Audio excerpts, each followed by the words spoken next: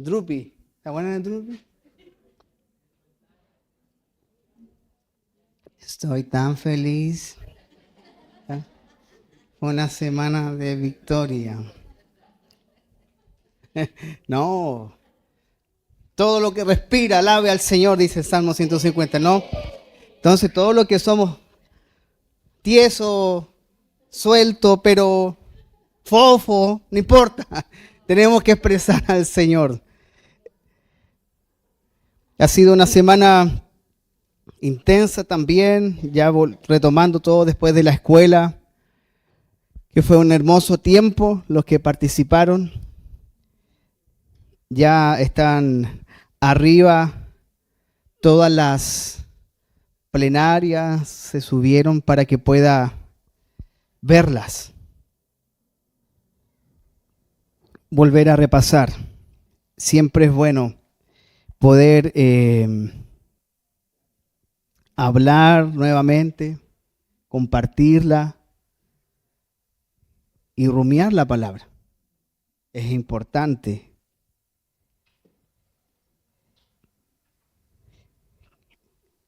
Esta semana nos corresponde comenzar el capítulo 6 de Mateo, pero antes de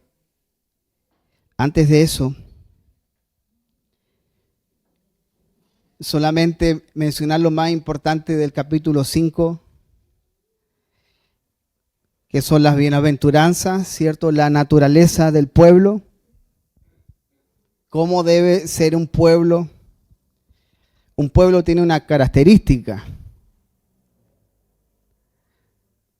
Hay pueblos alegres y a veces eso se debe al clima. Desde Ecuador para arriba los países comienzan a ser más alegres.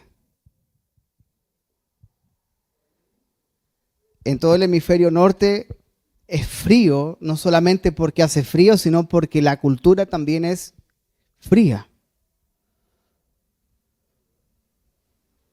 Entonces, los pueblos tienen una naturaleza y una característica y se caracterizan por. Entonces, por eso que usted puede ir a un país bien al norte y usted va a decir que, oye, qué frío. Otros puede que no sean tanto, pero no son como usted. Tienen una característica y las bienaventuranzas vienen a mostrar la naturaleza del pueblo.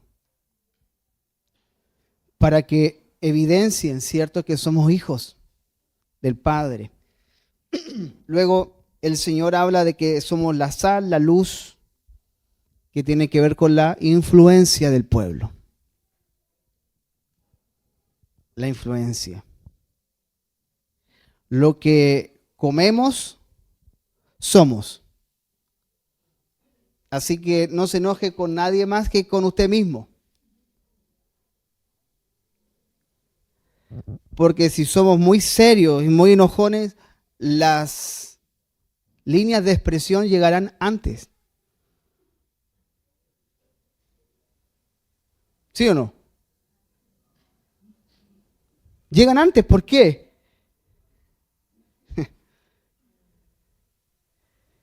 Así que todo con ácido hialurónico la próxima semana. No se nos va a ni reír, no voy a tomar agua.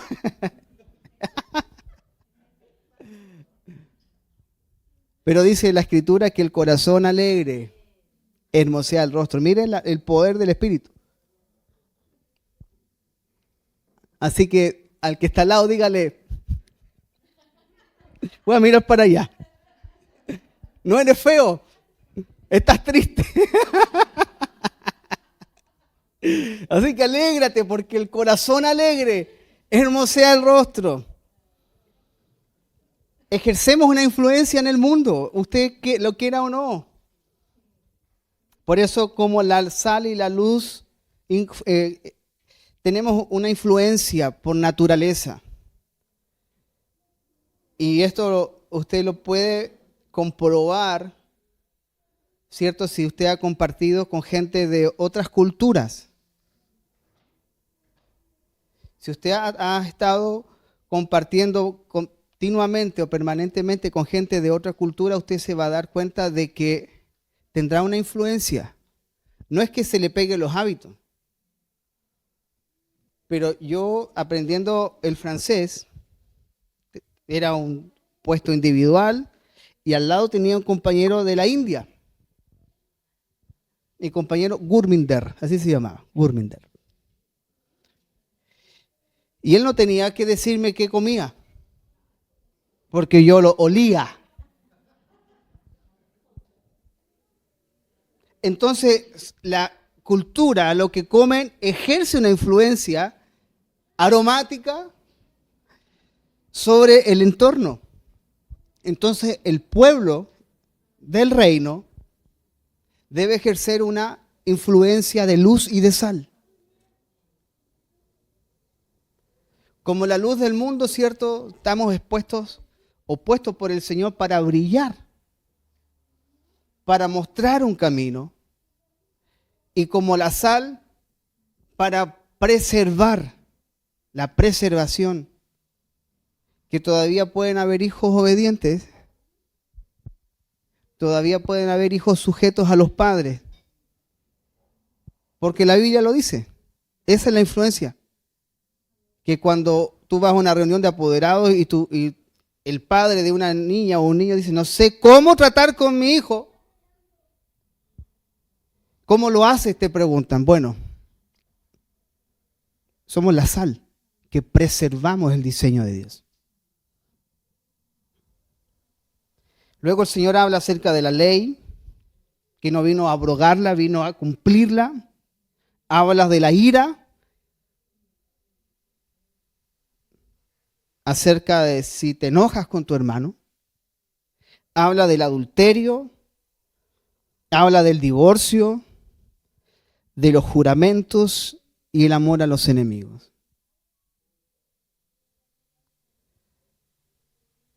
¿Cómo debe ser el pueblo? Pero todo esto debemos entenderlo de la siguiente manera. Jesús no está exigiendo una nueva ley para que la cumplan con su fuerza. Porque si no, basta con la ley. Sino que estas son demandas que van a la nueva criatura. Estas son demandas que va al que nace de nuevo. Estas son demandas a aquel que es hechura suya, creado en Cristo Jesús para buenas obras. Para ellos son estas demandas los bienaventurados.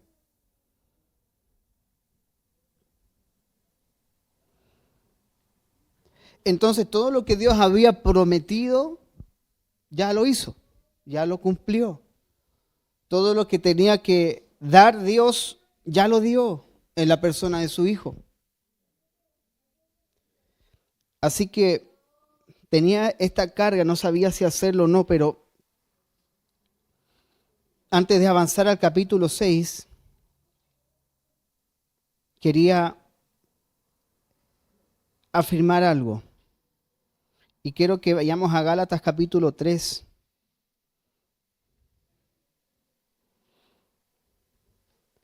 Gálatas 3 del 19 al 29. Gálatas 3 del 19 al 29.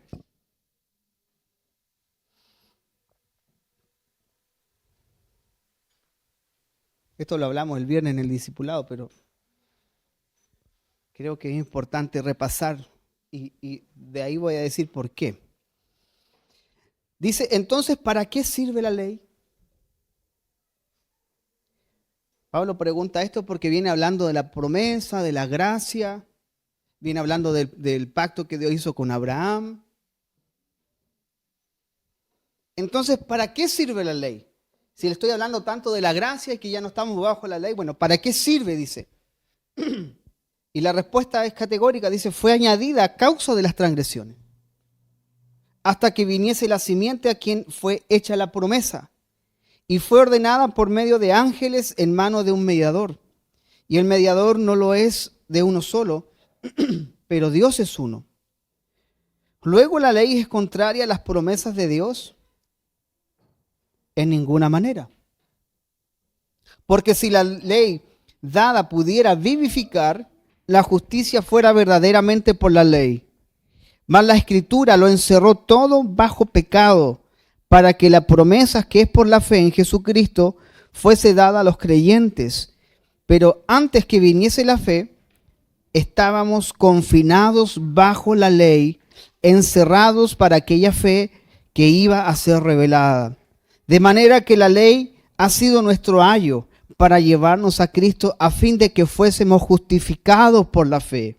Pero venida la fe, ya no estamos bajo ayo, pues todos sois hijos de Dios por la fe en Cristo Jesús. Porque todos los que habéis sido bautizados en Cristo, de Cristo estáis revestidos. Ya no hay judío ni griego, ya no hay esclavo ni libre, no hay varón ni mujer, porque todos vosotros sois uno en Cristo Jesús. Y si vosotros sois de Cristo, ciertamente linaje de Abraham sois y herederos según la promesa. Amén. Bueno, ¿por qué me metí acá? Porque es lo que Jesús venía hablando en el capítulo 5. Yo no vine a abrogar la ley, la vine a cumplir. Vine a cumplir la ley. Por eso que por fin podemos ver un versículo donde nos dice cuál es el propósito de la ley. Y el propósito es que fue añadida a causa de las transgresiones hasta que Cristo viniera. Su objetivo principal es mostrarnos el pecado. Que somos transgresores de la ley y para probarnos que nosotros no podemos ser la solución, ya que somos incapaces de guardar la ley perfectamente. En otras palabras, Pablo está diciendo, lo único que la ley tenía como objetivo era mostrar tu pecado. Mostrarte a ti como pecador. Ese es el objetivo. Ese es el objetivo. Y Pablo viene hablando esto después que menciona a Abraham, que a Abraham le fueron hechas las promesas, que Dios pactó con Abraham. Y para comprender el pacto, no es como conceptualmente lo podemos entender nosotros hoy día, que vamos a pactar algo, lo sellamos con un apretón de manos o firmas de ambas partes, huella dactilar, una gota de sangre, patas de rana.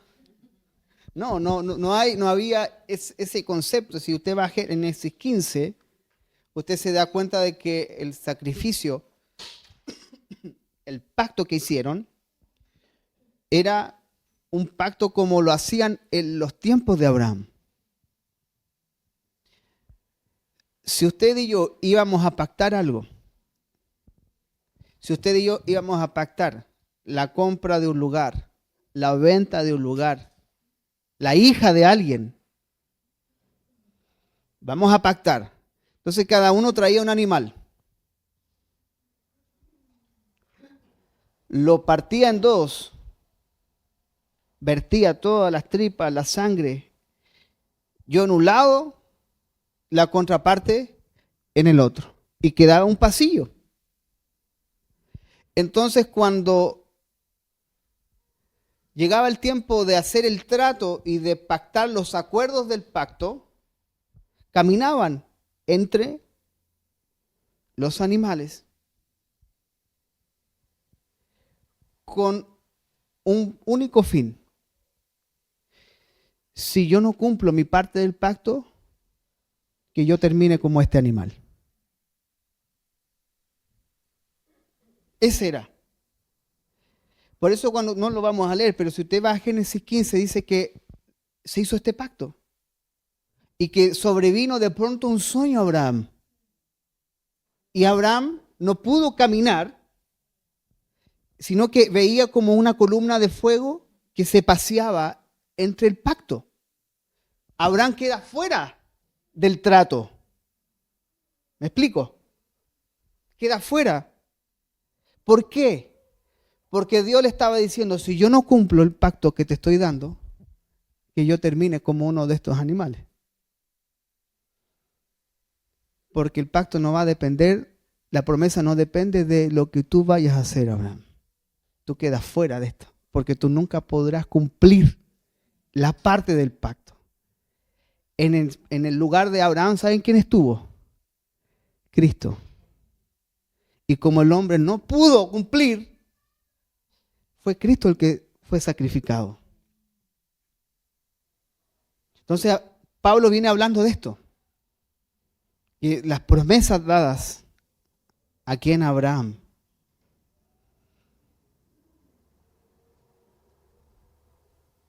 Así que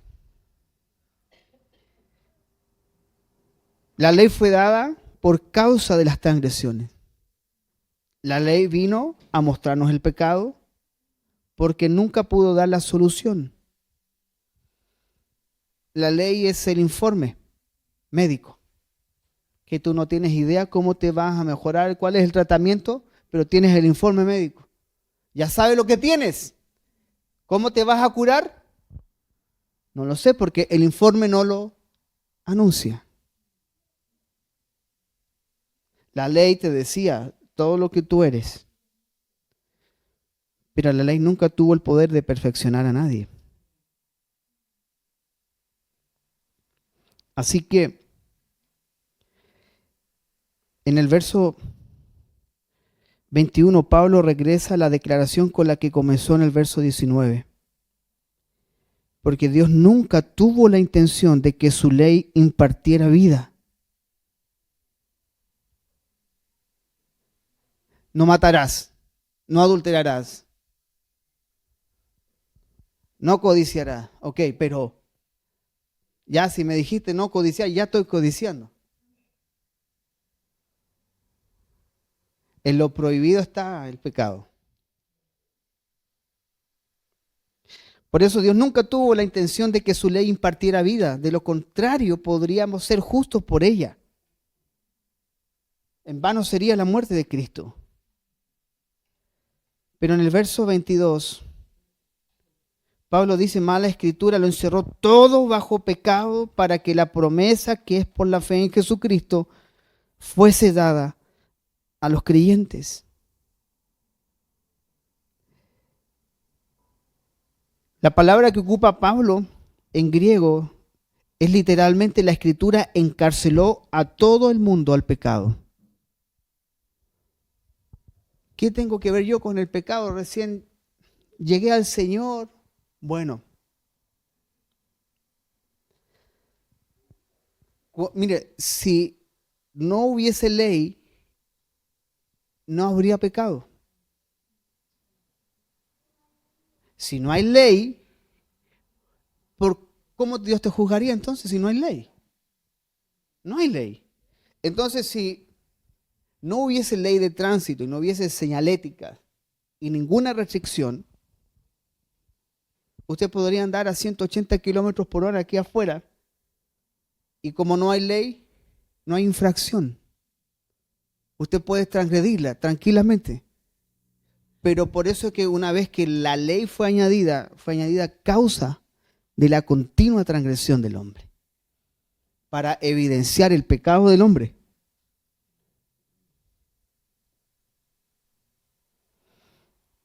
Entonces estábamos todos encarcelados al pecado. Romanos 7, del 7 al 13. ¿Qué diremos pues? Dice, la ley es pecado en ninguna manera. Pero yo no conocí el pecado sino por la ley. Porque tampoco conociera la codicia si la ley no dijera, no codiciarás. Mas el pecado tomando ocasión por el mandamiento, ¿qué mandamiento? No codiciarás. Produjo en mí toda codicia.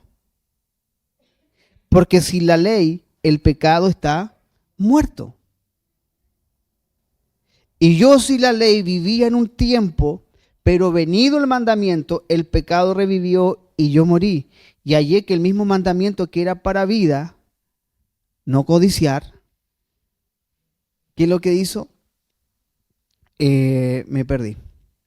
A mí me resultó para muerte, porque codicié.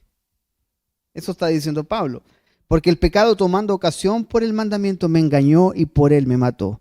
De manera que la ley a la verdad es santa y el mandamiento santo, justo y bueno. Luego lo que es bueno vino a ser muerte para mí en ninguna manera, sino que el pecado, para mostrarse pecado, produjo en mí la muerte por medio de lo que es bueno, a fin de que por el mandamiento el pecado llegase a ser sobremanera pecaminoso.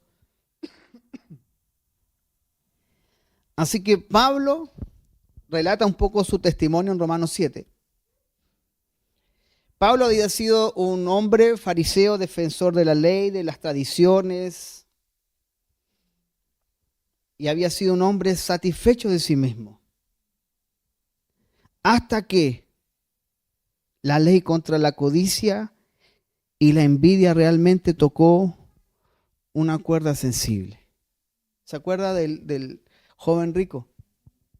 He guardado los mandamientos desde mi niñez. Perfecto. Toma lo que tienes, véndelo y repártelo a los pobres. Oh, ya estamos mal. La ley hizo sentir a Pablo, le hizo ver que él era moralmente incapaz. No solo él era un pecador, sino un prisionero del pecado. Y esto es lo que usted debe entender. Usted no es solamente un pecador. Yo no soy solamente un pecador. Estamos prisioneros al pecado. Y esa debe ser nuestra conciencia sin Cristo. Prisioneros al pecado. Se dio cuenta que no era solo un pecador, sino que un prisionero incapaz de librarse o curarse por sí mismo. Iglesia, usted y yo no tenemos el poder de librarnos del pecado. No tenemos el poder de mejorarnos. Por eso en ninguna parte de la Biblia habla de un mejoramiento, de un cambio de hábitos. Habla de muerte y de vida. Muerte y vida. Porque no somos capaces de librarnos por nosotros mismos. Y este es el propósito de la ley. Mostrar nuestra realidad, mucho más que no alcanzar la voluntad de Dios. Estamos completamente bajo el poder del pecado y necesitamos un rescate urgente. Urgente.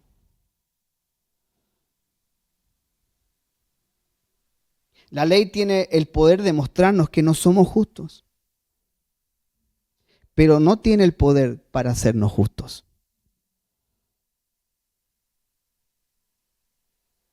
Es que hoy no codicié.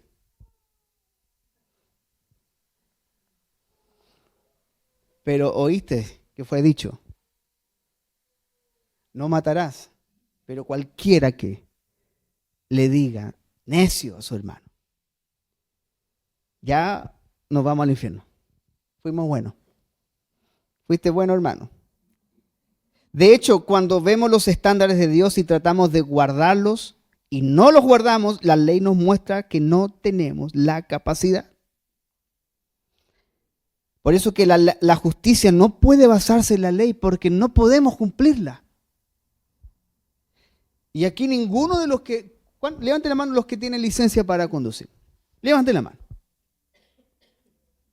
Dígame honestamente, mirándome a los ojos, míreme a los ojos todos, que siempre respeta el límite de velocidad. Que siempre respeta el disco pare. Que usted espera hasta que el peatón cruza al otro lado para pasar por el paso cebra. Lo empujo para adelante. Se da cuenta que no podemos cumplir ni una ley humana. ¿Podremos nosotros cumplir una demanda divina? Más imposible.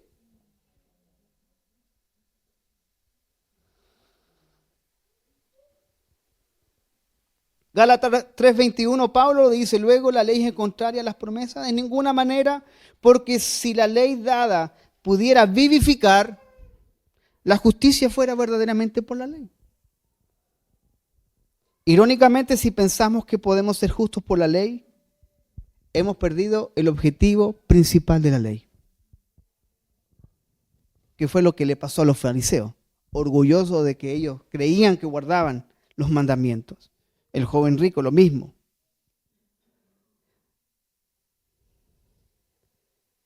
Así que Pablo nos está diciendo que la ley nos muestra nuestro pecado para que lo prometido se les sea concedido a los que creen. Necesitamos nosotros reconocer que no podemos ser los fuertes que decimos, que no somos aquellos todos poderosos, suficientes y que no me entran balas. No es así. Porque nadie está tan lejos para no alcanzar la gracia. Ni nadie está tan cerca para desmerecerla. Todos podemos acceder a la gracia de Dios, que es por la fe. Así que la ley hace su obra al guiarnos a reconocer nuestra necesidad de ser salvos por gracia. Cuando usted oye una palabra y pueda en cierto grado confrontar su vida, no piense que al salir de aquí o de donde vaya, usted lo pueda cumplir. Usted debería decir, Señor, ayúdame, porque el que cree que está firme, mire que no caiga. La ley entonces no se opone a la promesa, sino que la apoya mostrándonos nuestra necesidad de ella, nuestra necesidad de ser salvos por gracia. Necesitamos ser salvos por gracia. Y no estoy hablando de la fe inicial, que cuando comenzamos a vivir el Evangelio, sino que para mantenernos en el Evangelio necesitamos mantenernos por fe y por gracia.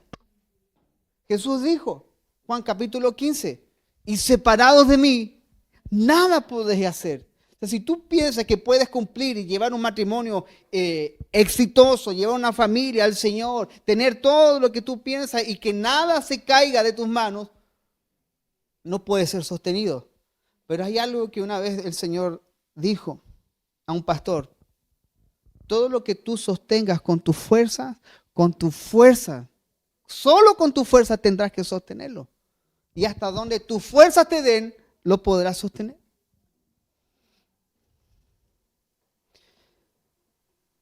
Así que Pablo usa dos metáforas para caracterizar la manera en que la ley obra en la vida de un cristiano. Gálatas 3:23, pero antes que viniese la fe, estábamos confinados bajo la ley, encerrados para aquella fe que iba a ser revelada. Así que la palabra que Pablo usa para estar encerrados, literalmente dice que la ley nos tenía presos, estar vigilados continuamente por guardias. Así que la ley, por un lado, nos confinó, estábamos bajo la ley. ¿Qué significa estar bajo la ley? Porque usted pasa en Roja, lo vio alguien vestido de verde, como este, y usted inmediatamente está bajo la ley. Estar bajo la ley es la infracción a la ley. Las transgresiones nos hacen estar bajo la ley.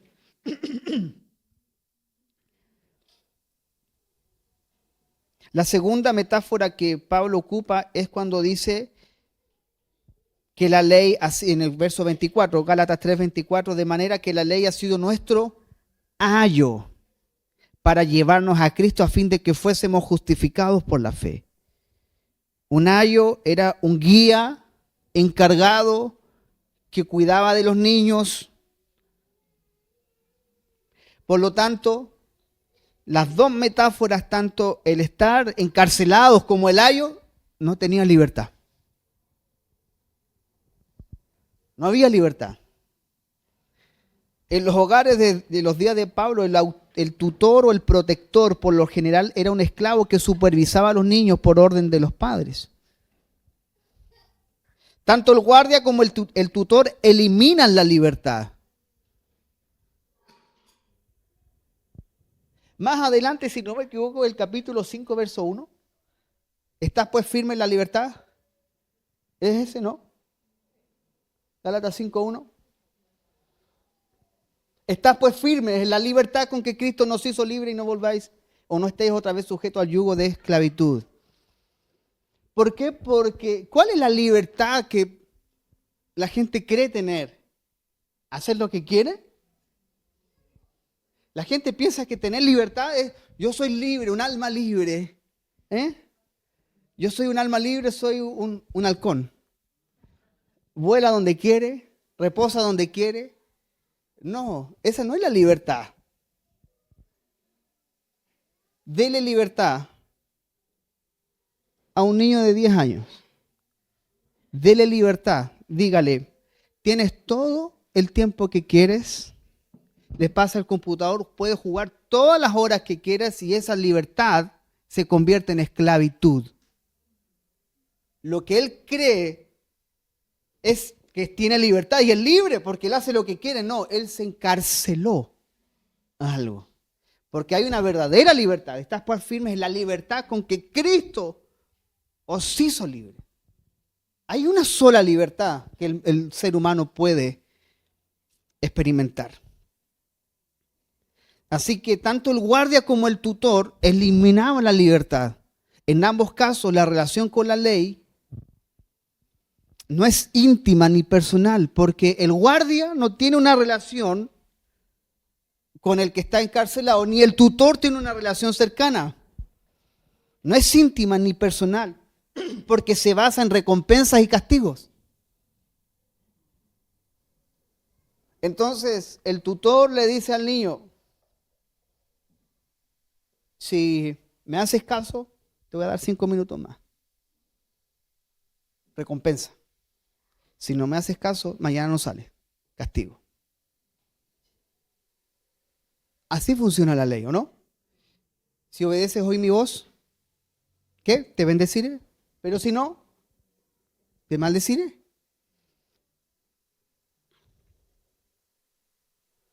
En ambos casos, el tutor, el guardia, trataba a los suyos como niños o peor que ellos. Pablo le está diciendo que todos los que están bajo la ley son como niños que están bajo un tutor, que no tienen libertad, creen tenerla. Por eso que es coherente cuando usted llega al capítulo 4 y Pablo dice, porque el heredero mientras es niño, en nada difiere del esclavo. Por eso Pablo pone esta otra metáfora aquí, porque viene hablando de la metáfora del ayo. ¿Me explico? Por eso para Pablo era importante destrabar la esclavitud de la ley para entrar en la libertad gloriosa de los hijos de Dios. Que lo único que produce esa libertad es el Evangelio, presentado aquí en esta carta. Así que Pablo explica que toda religión, toda creencia que no se basa en el Evangelio se caracteriza por lo siguiente. Mire, un sentimiento de esclavitud, una relación impersonal con lo divino motivada por un deseo de recompensas y un temor a los castigos. Y número 3, por una ansiedad por ser aceptado por Dios.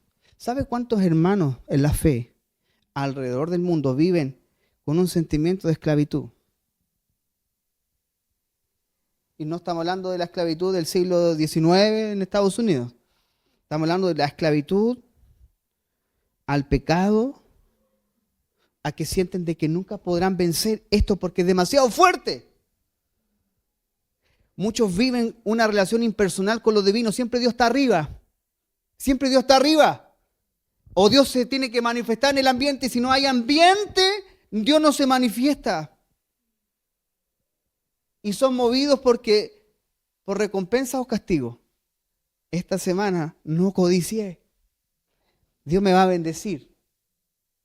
Esta semana tuve malos pensamientos. Mejor ni oro porque Dios está enojado conmigo. Y eso se enseña desde acá. Y lo tercero, una ansiedad sobre ser aceptado. Todavía hay gente que piensa que no es aceptado por Dios, que tiene que hacer algo para ser aceptado. Dice Efesios 1 que fuimos aceptos en el amado. Ya fuimos aceptados por Dios. No por lo que tú hiciste, por la obra toda inclusiva, consumada, perfecta de la cruz. Entonces hay gente que todavía vive así. Y seamos honestos, ¿cuántas veces nos hemos sentido así?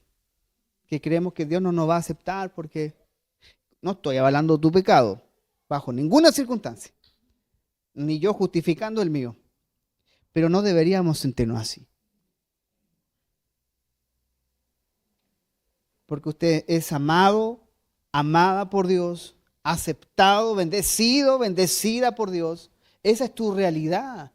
Esa es tu verdad. No tienes que moverte desde esa base. Ese es el Evangelio. El Evangelio comienza porque Cristo fue aceptado y es igual cuando usted se mete colado y va detrás. Así entramos. Él entró. No sé qué salmo, no me recuerdo. Alzado puertas eternas. Mirad. Dice, que entró el Rey de Gloria. ¿Quién es este Rey? Dicen. ¿Quién es este Rey? Poderoso en batalla. Él entró nuevamente al cielo. Él entró al Seol a rescatar. ¿Quién es este Rey? El poderoso en batalla. ¿Cuál? Salmo 24.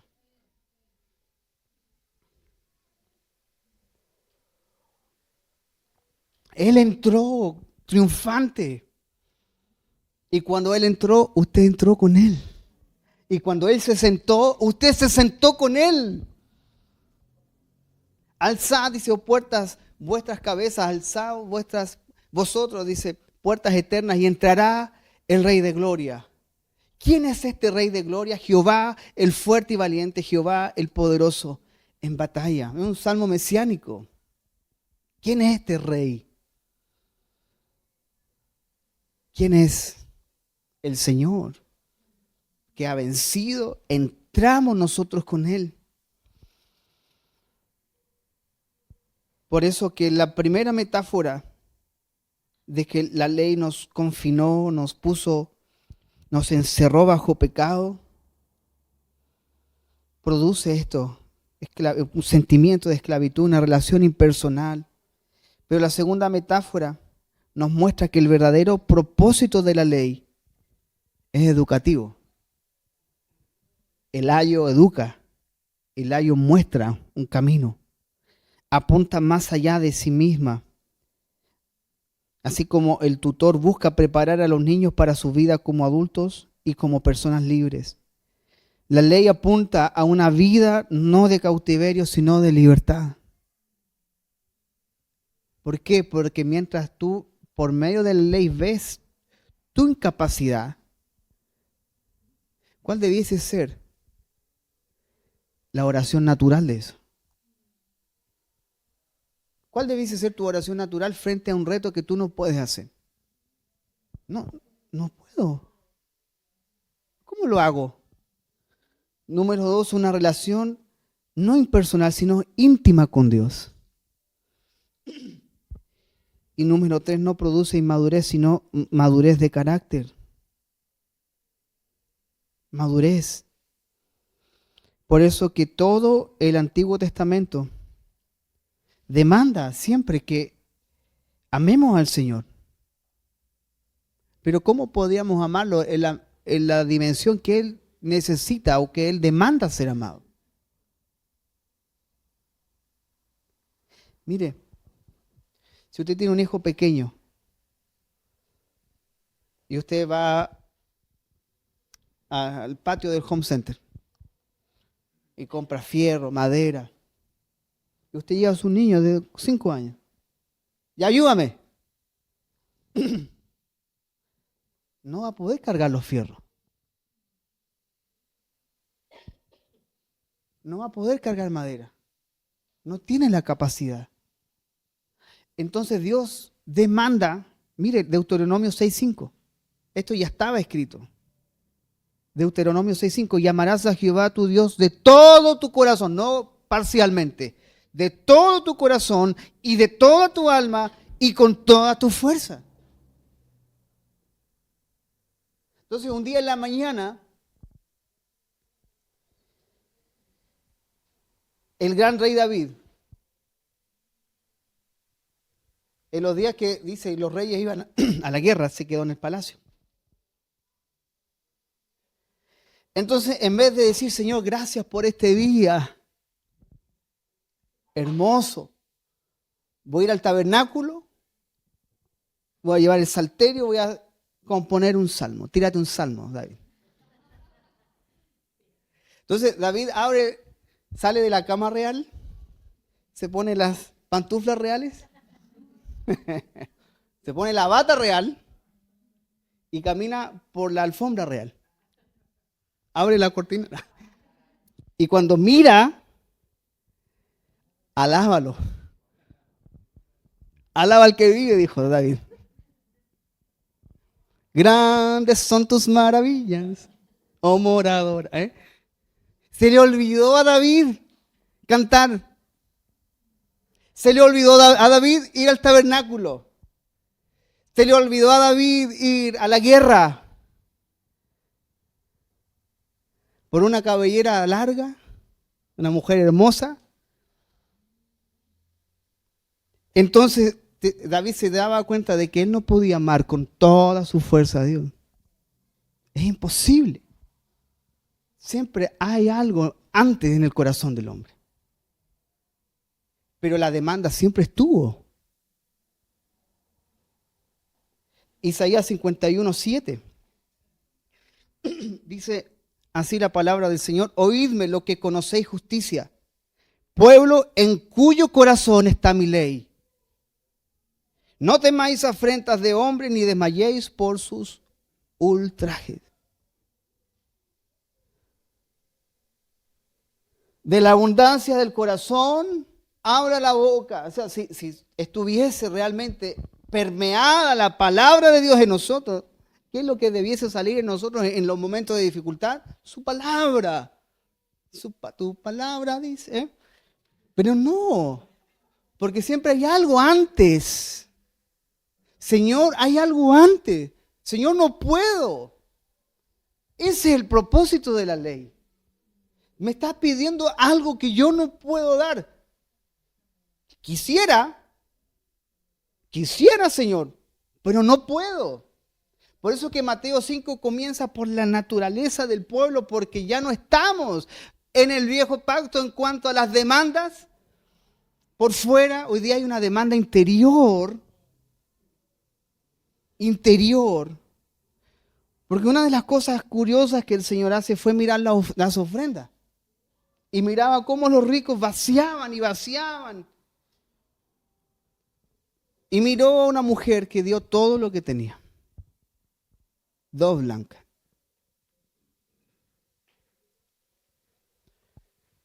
Porque no importa lo de afuera. Y no estoy con esto haciendo énfasis en ninguna cosa más que en la parte interior del hombre. No importa. Lo dije hace una semana atrás. Señor, en tu nombre hicimos. En tu nombre echamos fuera demonios. En tu nombre sanamos. Apartaos de mí, hacedores de maldad. Jamás os conocí, porque esto no se trata de que si tú conoces. Es si Él te conoce a ti. ¿Saben cuánta gente alrededor del mundo, obviamente dejando afuera, nos ha alcanzado? Todos todos conocen algo del Señor. Jesús, los judíos, todos. Pero otra cosa es que Él te conozca.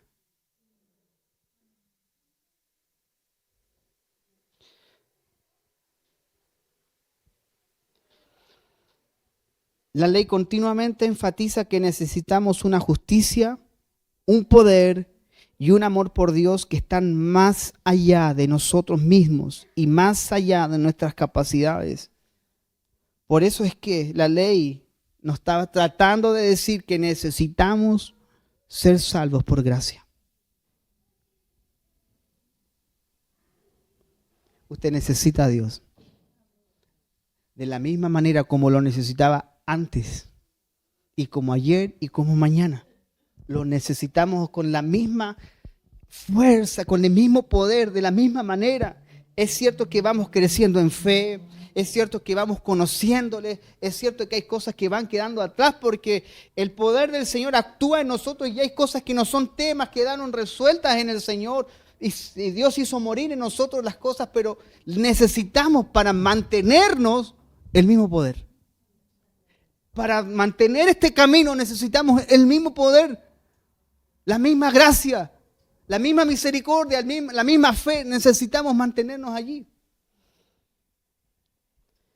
Copiaba el comentario de un pastor aquí que se llama John Stott y dice esto respecto a este tema, respecto a la ley.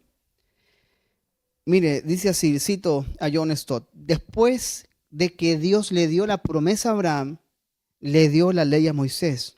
¿Por qué? Tenía que empeorar las cosas antes de que las pudiera mejorar. La ley exponía el pecado, provocaba el pecado y condenaba el pecado.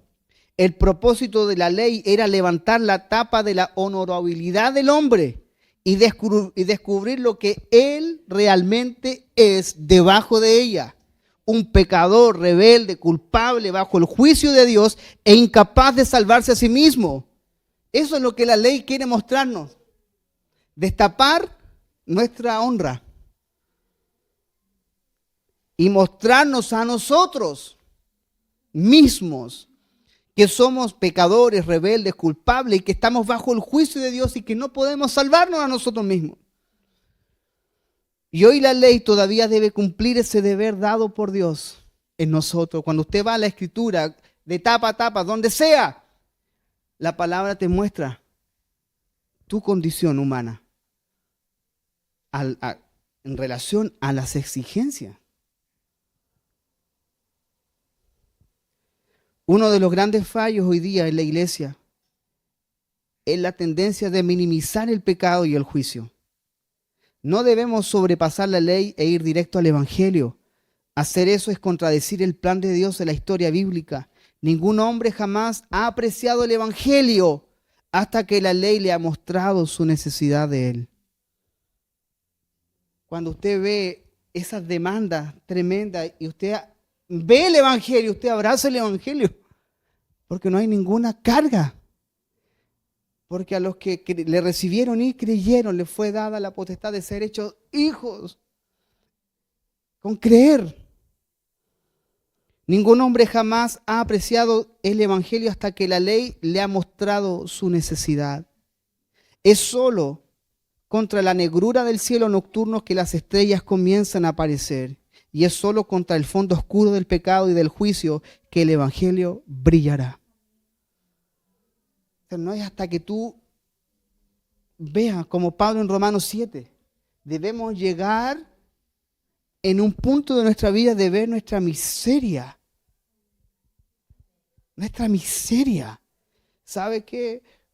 Uno de los puntos en la Reforma es la depravación total del ser humano. El ser humano tiene una depravación absoluta, no parcial. No es que no, si tiene cosas buenas. No, el hombre es pecador. Eso dice la Escritura. Necesitas a Cristo. Necesitas de un Salvador. Lo que dice Génesis 6 es que el pensamiento del hombre era de continuo el mal. De continuo el mal. Estamos en Génesis 6 recién. Es Génesis 4, un homicidio.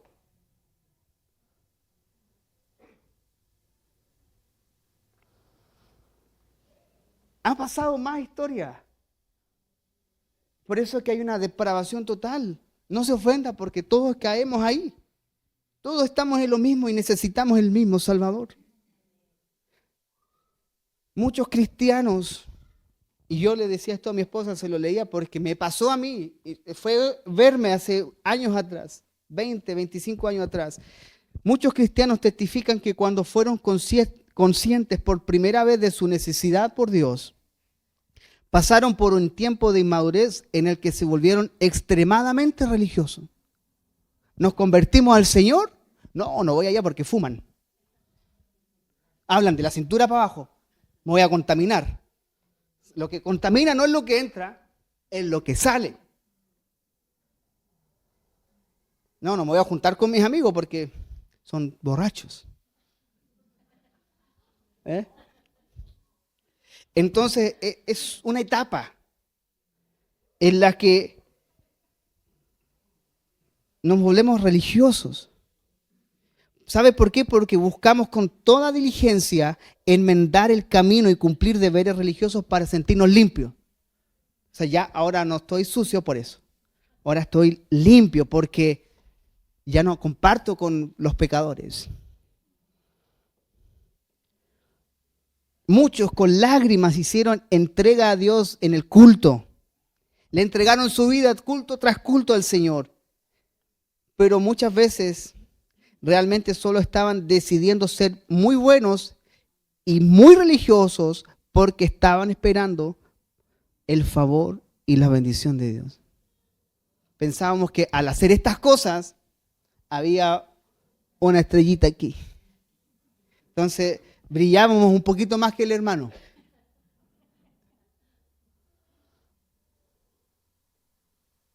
En esta etapa es donde están los altos y bajos emocionales.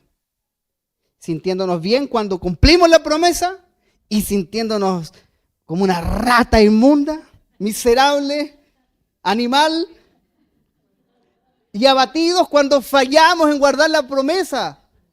Señor, no lo pude hacer.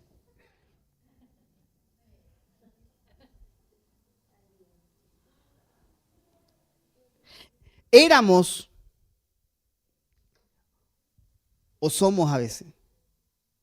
Éramos o somos, espero que éramos, como lo que dice Pablo, como un niño bajo un tutor,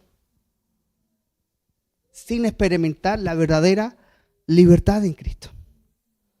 Estábamos en camino de descubrir a Dios en el Evangelio, pero todavía no habíamos llegado.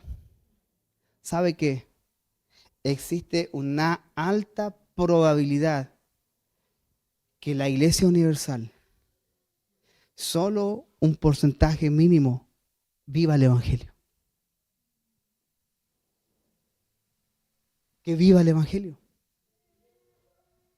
Algunos solo son movidos por castigo o por recompensa.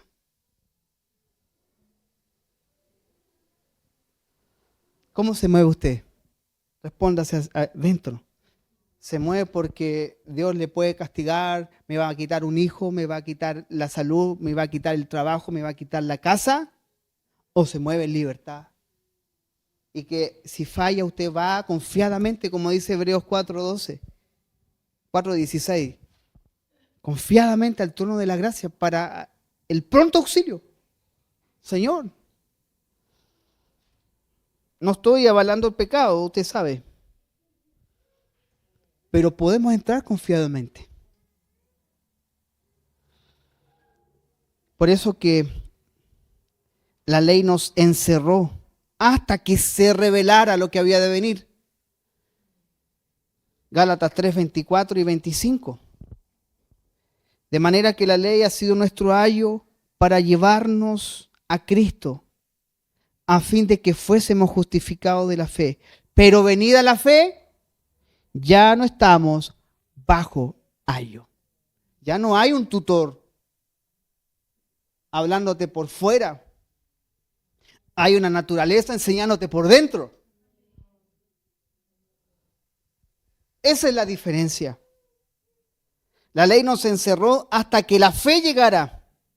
Una vez que la fe ha llegado, ya no estamos bajo la supervisión de un guía, de un ayo. Nuestros esfuerzos por ganar la aprobación de Dios mediante la obediencia a su ley nos muestra que debemos ir más allá de la ley para encontrar esa aprobación. Cuando vemos esto, confiamos en Cristo como nuestro Salvador. Hemos aprendido la lección que la ley buscaba enseñarnos como nuestro tutor.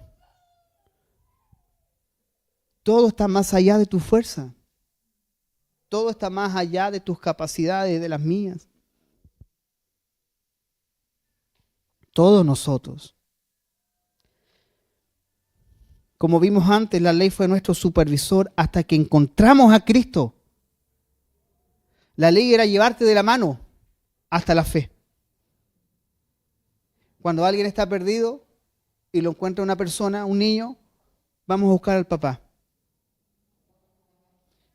Pero ¿qué le dice la persona que no te sueltes de mí porque te vas a perder de nuevo? ¿Sí o no? Esa es la ley. No te sueltes, pero ya llegó la fe. Ya no necesitamos el tutor. Aun cuando si tenemos la ley todavía escrita, ¿cuál debiese ser nuestra respuesta? Señor, no puedo cumplirla.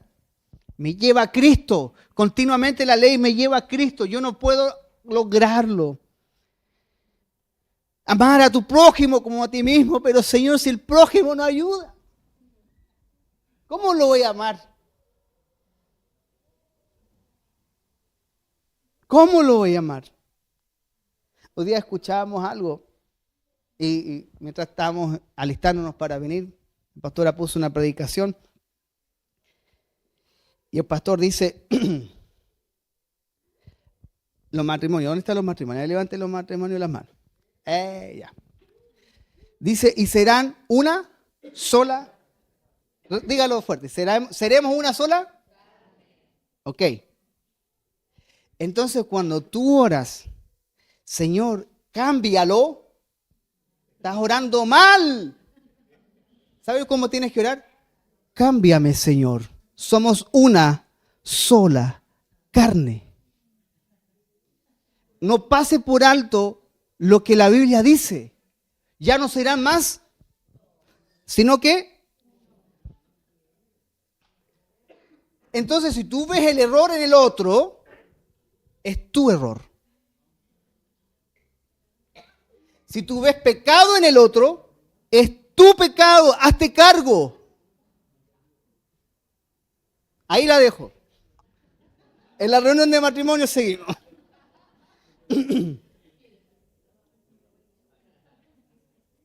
Así que, si la Biblia me dice que somos uno en Cristo, aplica el mismo principio. Tengo todo lo que la Biblia dice que tengo en Cristo. Puedo hacer todo lo que la Biblia dice que puedo hacer en Cristo. Así que, si el tutor hace su trabajo, el hijo adulto ya no está obligado a la obediencia como lo estaba antes. Pero ahora ha asimilado los valores y vive de una manera parecida porque así ha decidido hacerlo. Cuando el hijo crece, no está obligado a seguir obedeciendo a los padres. Los que se van de la casa. Eso dice 1 Sebastián 2:16.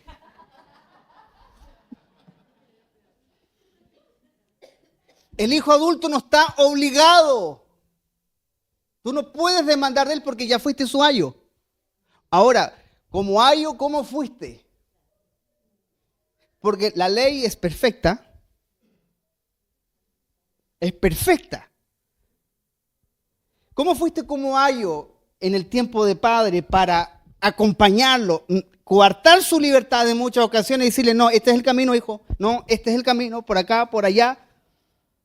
Entonces, cuando él crece, él no tiene la responsabilidad moral de obedecerte. Pero ¿sabe lo que puede suceder? es que Él asimiló tu enseñanza. Cada palabra fue sembrada en su corazón. Entonces tú puedes soltar su mano y confiar de que Él hará aquello que tú le dijiste. Eso es lo que hace la ley. La ley suelta su mano cuando llegamos a Cristo. Eso es lo que hace un padre. Por eso el niño asimila los valores. Así que Pablo no está enseñando que ya no tenemos ninguna relación con los valores de la ley de Dios, sino que ya no la vemos como un sistema de salvación. Ya no obliga a la obediencia por medio de la coacción y el temor. El evangelio significa que ya no obedecemos la ley por el temor al rechazo y por la esperanza de salvación por cumplimiento. Pero cuando captamos la salvación por la promesa dada a Abraham, nuestros corazones se llenan de gratitud y de un deseo por complacer y ser como nuestro Señor. Por eso es que los padres honran a los hijos. No por mandamiento solamente, porque vieron. Hay un mandato de honrar, aunque el papá, la mamá haya sido como haya sido. Y esa es la parte impositiva y te pesa. A los hijos de Dios le pesa cuando no tuvieron un padre o una madre que estuvieron allí. Déjaselo ahí. Pero aquellos que tuvieron padres honorables, que te condujeron, que te amaron, que te corrigieron, tú los honras no por mandamiento, por gratitud, porque el día de mañana tú creces y tú dices, viejo, gracias. Gracias. Ahora valoro el esfuerzo. De niño te criticaba, de niño juzgaba, pero hoy puedo ver el esfuerzo que tú hacías por mí. Eso hace un hombre que entiende el valor de la honra. No es por una imposición. Y esto es lo que produce el evangelio en todas las áreas de nuestra vida. En todas las áreas. Así que en primer lugar, si pensamos que la obediencia a la ley nos salvará, nos volvemos emocionalmente incapaces de admitir qué tan minuciosa y demandante es. Mire, lo leímos, Jesús dijo, oíste que fue dicho a lo antiguo, no matarás, Mateo 5, 21 y 22. Pero yo os digo que cualquiera que se enoje contra su hermano será culpable de juicio, y cualquiera que diga necio a su hermano será culpable ante el concilio, y cualquiera que le diga fatuo quedará expuesto al infierno de fuego. Solo si sabemos que no la podemos guardar completamente y que no tenemos que guardarlas para ser salvos, podremos admitir qué tan amplio y profundo es el mandamiento.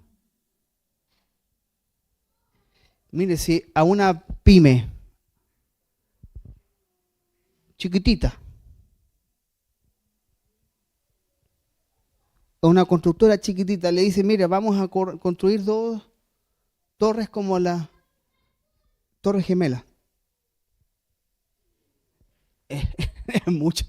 Lo siento, no puedo, no. Es imposible, es muy alto el reto. El desafío, no estoy preparado para ello. Así son las demandas. Las demandas de Dios son tan altas que no podemos. Por eso, cuando Isaías 55 dice, quiero leerlo completamente porque y me queda poco.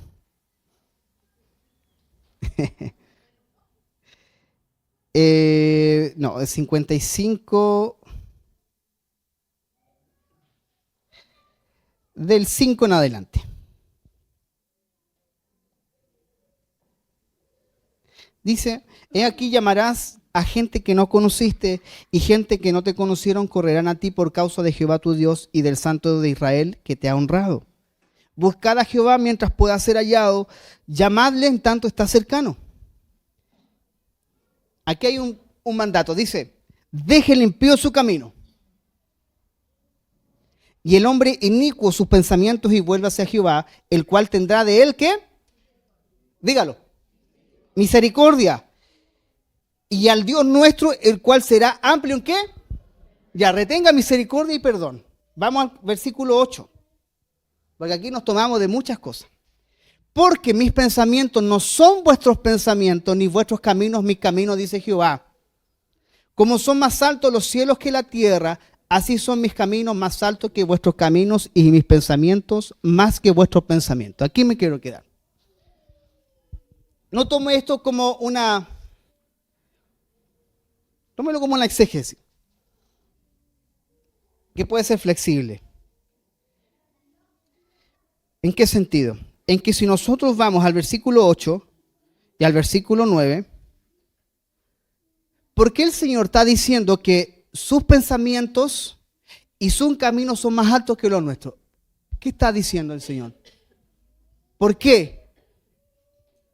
El Señor me va a llevar a cosas mejores.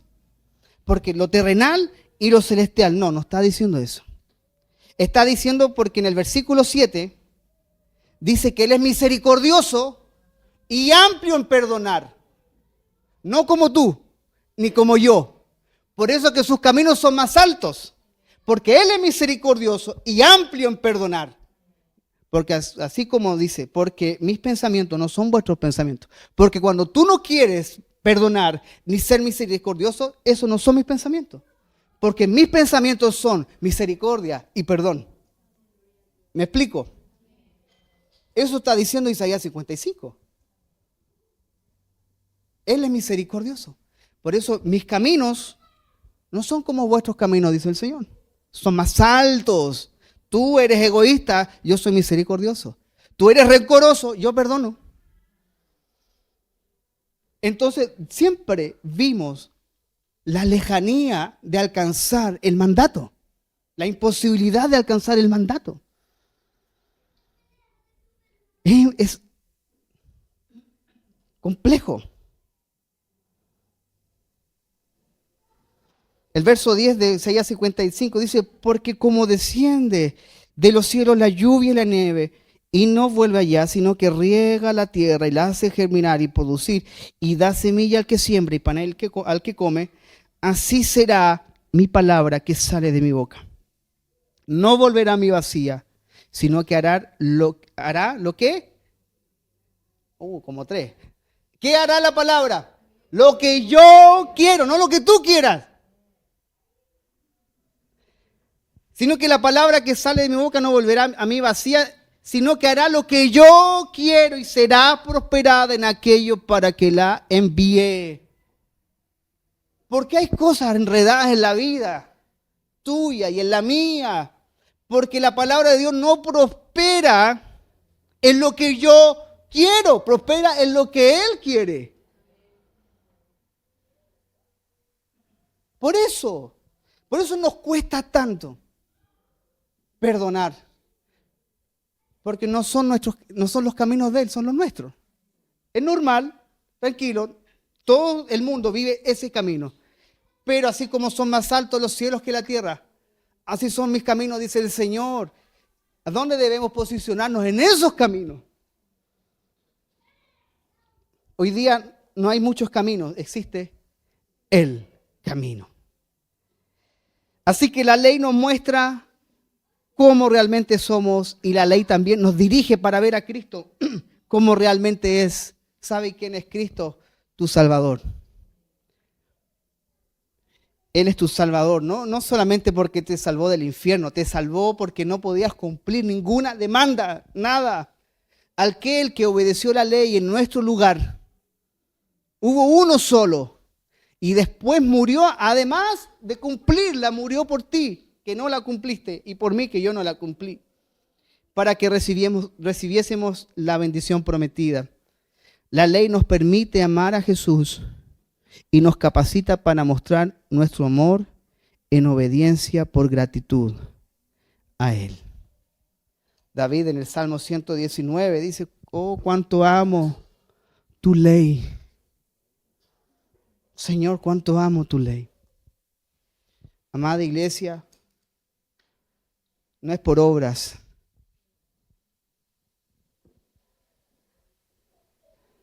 Pablo le dijo a los colosenses que nadie os juzgue por comida, por bebida, por día de reposo, por fiestas. El evangelio no se trata de que tú guardes un día en particular, de que tú te separes, porque toda la demanda de Dios hoy día está con el enfoque en el corazón del hombre. Que hoy día tú puedas amarle a Él. La ley puede ser cumplida a medias, pero solo por un deseo de recompensa.